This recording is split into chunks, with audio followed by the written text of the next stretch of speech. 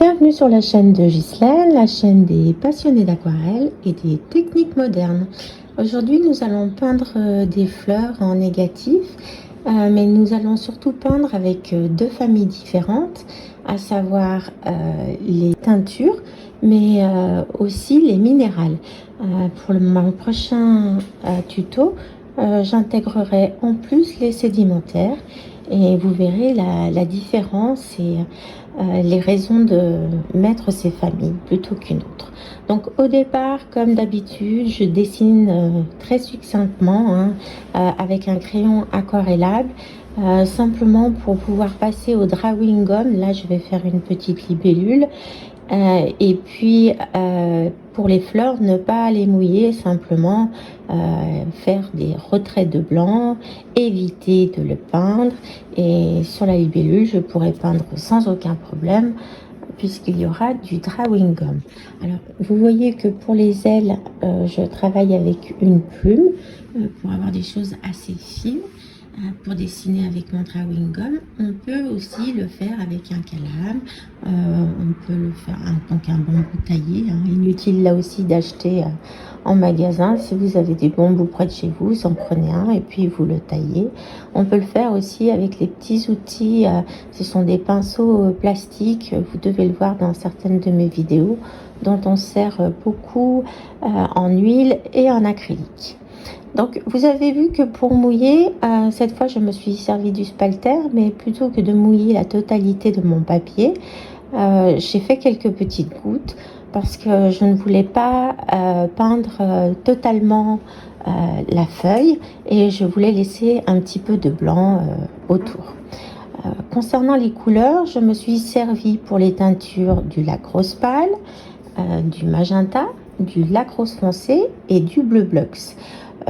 Pour mes minérales, je me suis servi du bleu céruléum, du vert turquoise, et là j'ai rajouté un petit peu de jaune citron qui est une teinture, mais pour donner des effets un petit peu de vert, puisque sous le dessous on va avoir un effet un peu floral.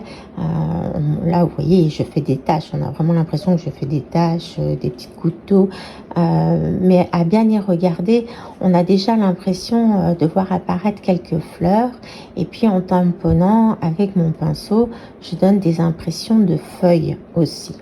Voilà.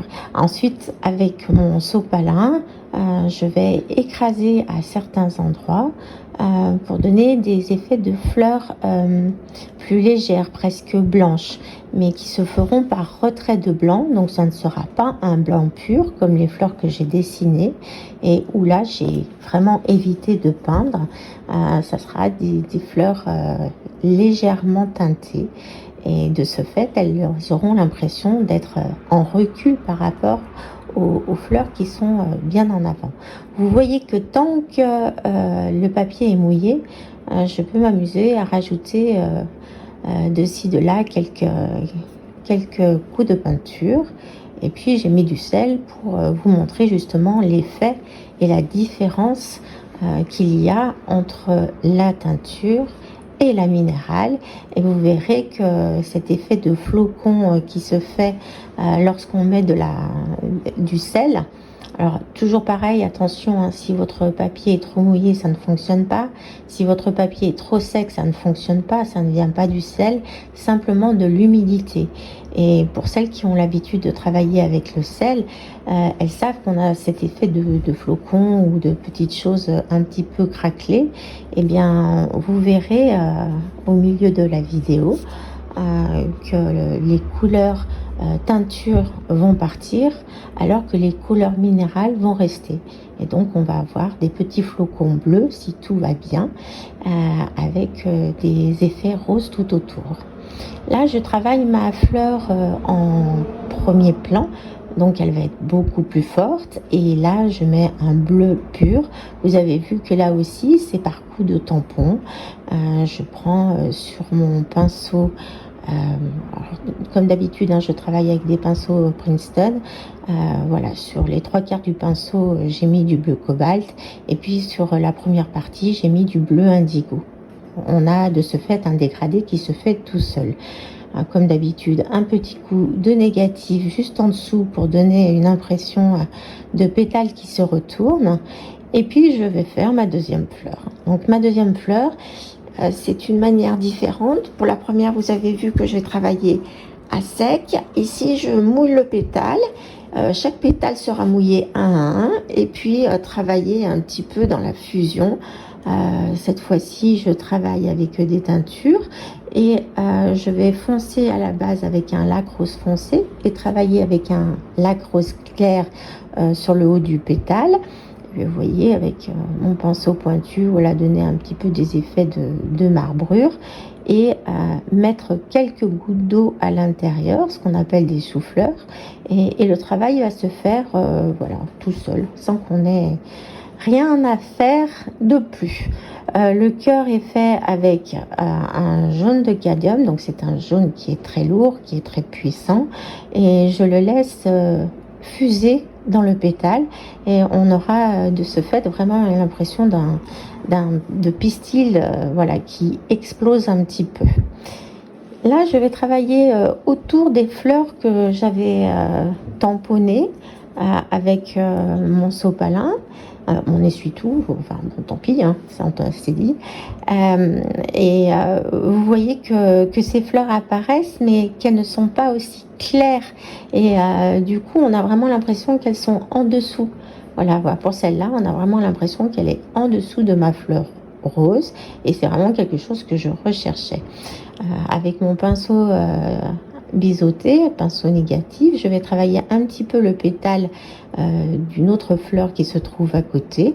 C'est vraiment un jeu, le négatif. Voilà, on fait des taches, c'est vraiment un jeu d'enfant. On fait des taches de partout et puis on cherche où il peut y avoir des choses. J'aurais été incapable de vous dire à quoi allait ressembler ma peinture en commençant. Puisque je laisse faire les accidents heureux, c'est comme ça que je les appelle, les accidents heureux de l'aquarelle, qui vont pouvoir me permettre de mettre ma créativité dans tous les sens et de m'amuser, puisque c'est vraiment pour moi un petit jeu et j'espère que ça l'est pour vous aussi.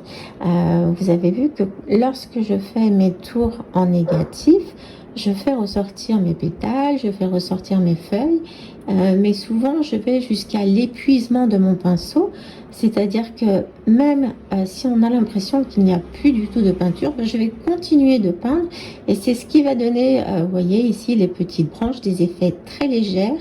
Et dans les peintures, pour moi, c'est ce qu'il y a de plus joli, à savoir des choses très légères, très subtiles, presque fondues, presque invisibles, et des choses au contraire très puissantes, très imposantes, qui viennent au devant de la scène.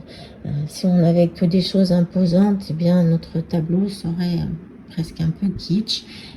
Si on n'avait que des choses trop légères, eh bien au contraire, on aurait vraiment une impression d'un peu passé.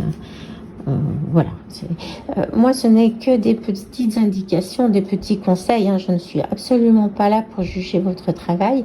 Je suis simplement là pour vous expliquer, voilà, si vous voulez bien l'entendre, comment l'améliorer.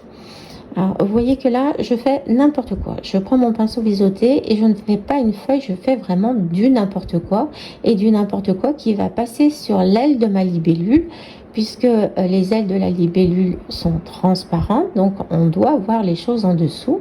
Mais je vais les faire de manière beaucoup plus légère, parce que sous l'aile de la libellule, on a quand même une petite transparence qui atténue les couleurs.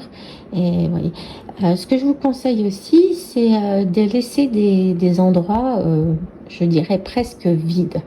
Voilà, où on a laissé faire le sel, où on a laissé faire voilà, la fusion, les gouttes d'eau.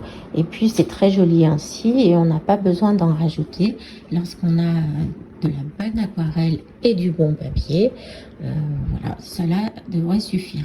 Comme d'habitude, évidemment, je travaille avec la peinture Blux, puisque ce sont des vrais minérales et de vrais sédimentaires.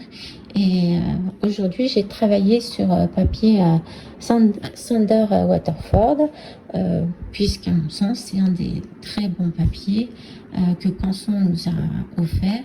Et je travaille souvent sur celui-là et sur Arch. Voilà, vous voyez que là, avec un petit pinceau pointu, je viens rajouter juste quelques petits détails, quelques petites branches. Alors, quand vous faites vos branches, passez dessus et dessous vos fleurs. Vous aurez plus une impression naturelle. Voilà, ce n'est pas parce qu'il y a une fleur qu'il faut s'arrêter. Au contraire, on peut passer dessus. Ce n'est pas parce qu'il y a une fleur qu'il faut passer dessous non plus. On peut faire une fois l'un, une fois l'autre. Et c'est ce qui va animer un petit peu notre peinture. Voilà, donc vous voyez, elle est pratiquement terminée. Je sèche sèche-cheveux. Alors, un petit conseil supplémentaire.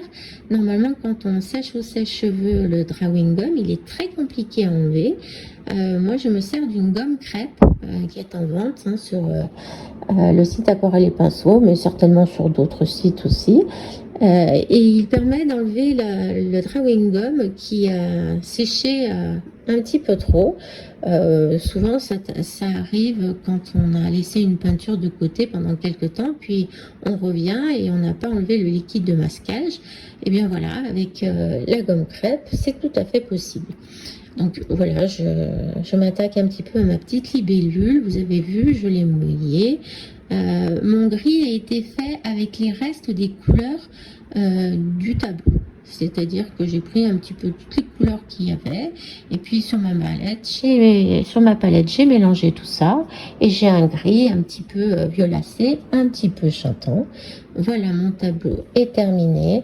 Je rends hommage par ce tuto à Georgette, une personne que j'aimais beaucoup, qui aimait les fleurs, mais aussi à Odette qui m'a permis de rencontrer le négatif. Je vous souhaite de très belles vacances et vous dis à très bientôt pour un prochain tuto.